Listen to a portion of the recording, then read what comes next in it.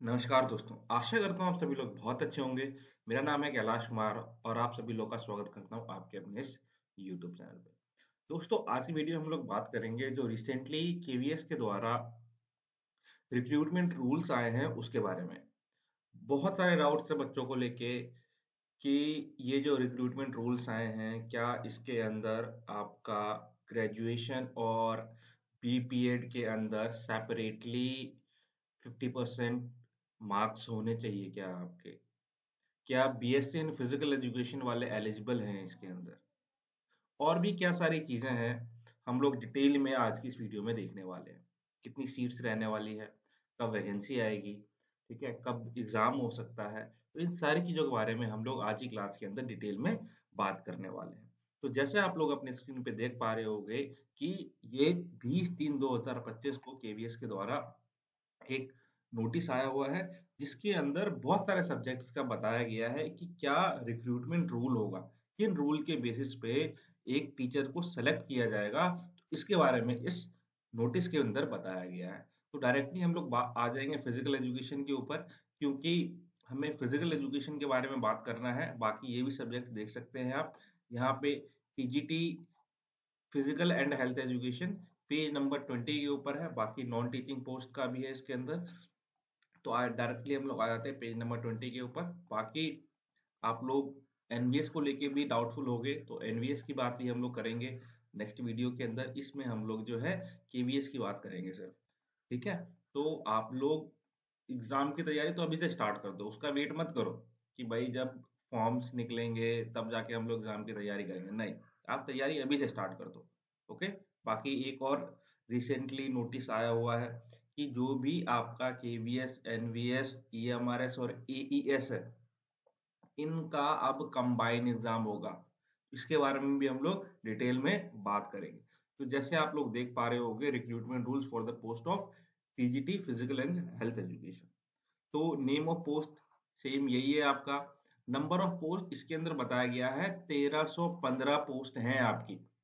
Okay, which is depend according to the workload, कि workload कैसा है केवीएस के अंदर। ओके, न्यू केवी अगर बना तो उसके अंदर और सीट्स बढ़ेंगी फिर आपकी।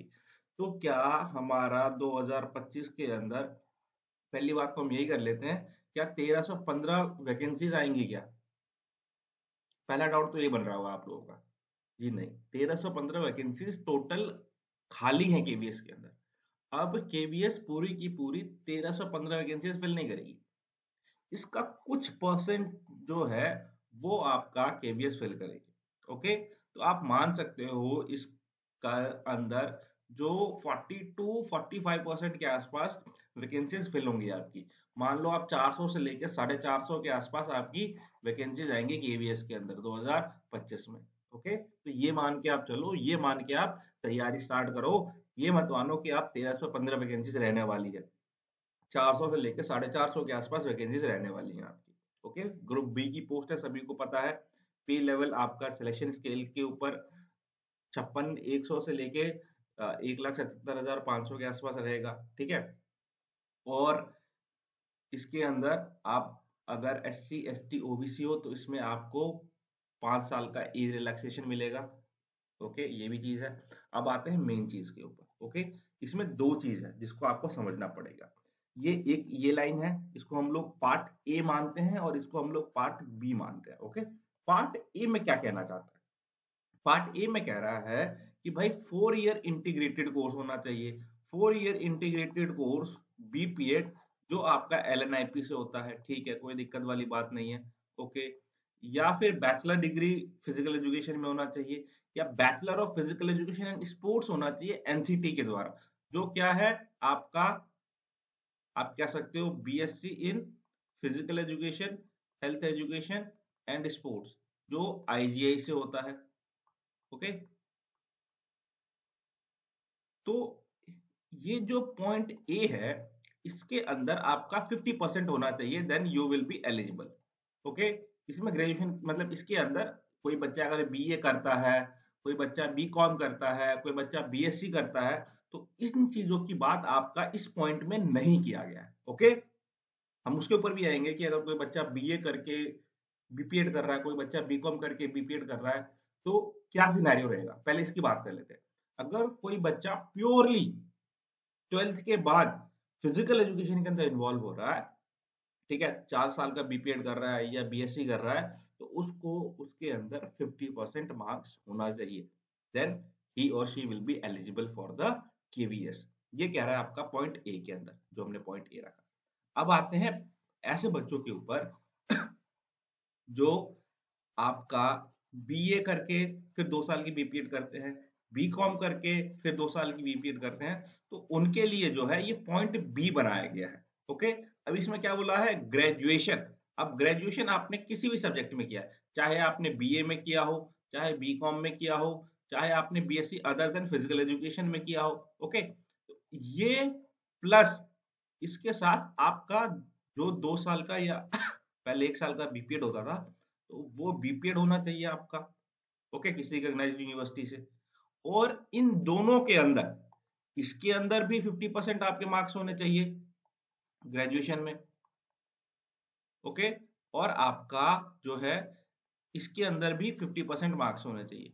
दोनों के अंदर आपके 50% मार्क्स होने चाहिए। ऐसे नहीं सिर्फ आपका बीपीएड के अंदर 50% मार्क्स है तो आप एलिजिबल हो, नहीं।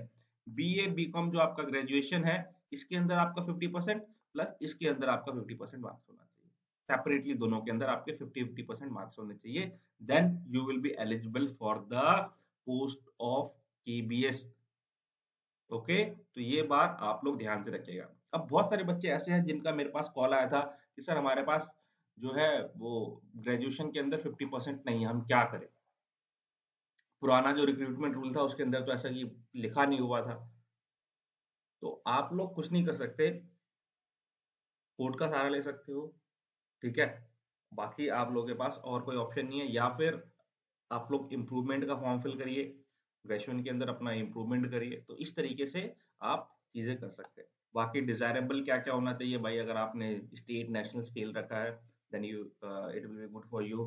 अगर आपके पास वर्किंग नॉलेज है और आपका एक्सपीरियंस है या डिप्लोमा है आपके पास एनआईएस से, तो आपके लिए अच्छा रहेगा। प्रोबेशन पीरियड 2 साल का रहने वाला है इसके अंदर। सारी पोस्टें जो हैं आपकी डायरेक्ट रिक्रूटमेंट से भरी जाएगी, कोई प्रमोशंस वगैरह का रहता नहीं है। अगर पीजीटी होता तब प्रमोशंस की बात होती है आपकी, जैसे एनवीएस के अंदर हम लोग देखेंगे अभी पीजीटी कुछ सीटें आई हैं, तो 75% डायरेक्ट रिक्रूटमेंट है, 25% जो है आपका डिपार्टमेंटल एग्जाम से फिल किए जाएंगे वो पोस्टें। तो उसके बारे में हम लोग नेक्स्ट वीडियो में बात करेंगे। ओके, तो ये था आपका पूरा का पूरा केवीएस के बारे में। ओके, बाकी आप लोग कोई डाउट रहता है, वो क्वेश्चन रहता है, तो आप लोग जो है कमेंट सेक्शन में जरूर पूछ सकते हैं। और आप लोग अगर इन एग्जाम्स की तैयारी करना चाहते हो, तो हमारा एक बहुत ही शानदार बैच है, फाउंडेशन बैच, आप उसमें जाके इनकी तैयारी कर सकते हो, इन एग्जाम्स की। अब थोड़ा सा मैं आप लोगों को और एक कुछ एडिशनल चीजें बता देता हूँ।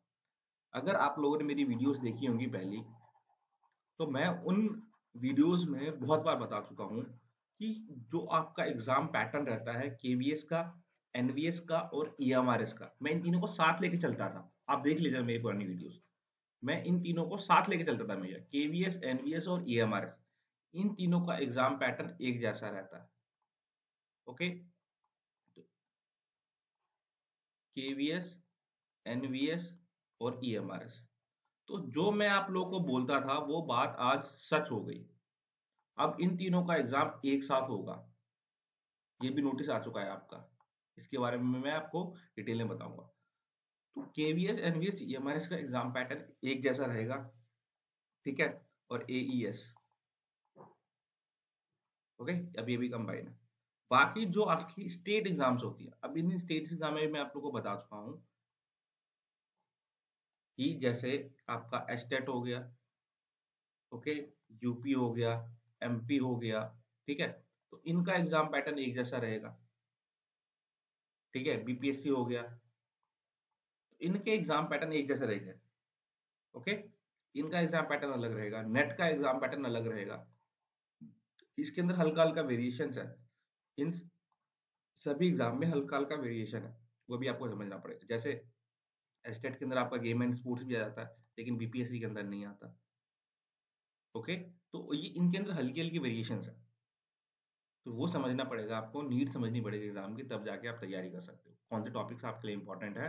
अगर ये सारी चीजें आप समझ जाते हो तो एग्जाम क्रैक करना कोई बड़ी बात नहीं है। ओके, तो आज की इस वीडियो में इतना ही। हम लोग मिलते हैं अगली वीडियो में जिसमें हम लोग एनवीएस की बात करेंगे। इसके last Kumar signing off. Thank you.